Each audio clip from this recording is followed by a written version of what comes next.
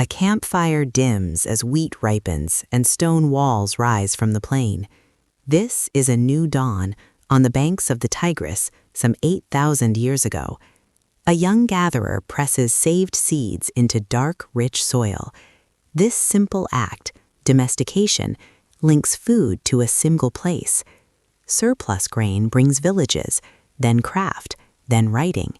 With storehouses and taxes comes law, the thread that stitches strangers together. From these riverbanks and along the Euphrates and the Nile, the first cities take shape. Mud brick walls climb toward the sun. Granaries fill with grain. Scribes murmur over damp clay, tracking dues and settling disputes.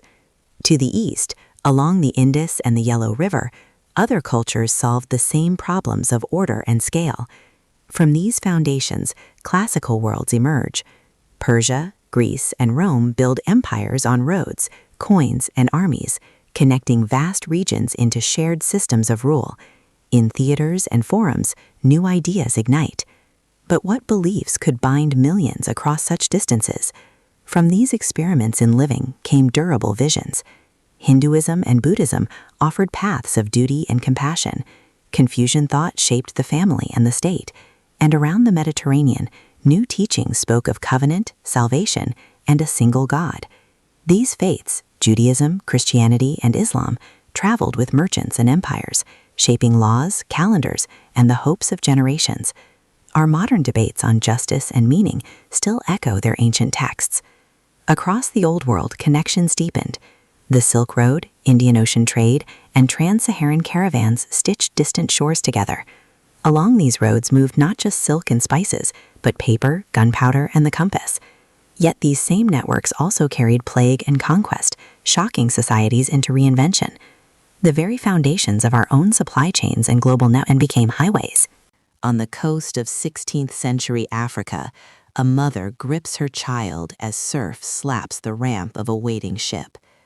Across the Atlantic, a European sailor tastes a strange new fruit. The Columbian Exchange connected continents, but this global handshake was complex and often brutal. With silver and sugar came the horrors of the Atlantic slave trade, the devastation of conquest, and the silent spread of disease. This collision of worlds shattered old certainties. The scientific revolution and the Enlightenment turned lenses to the stars and logic to the state, championing reason and individual rights. Soon, a different kind of revolution took hold.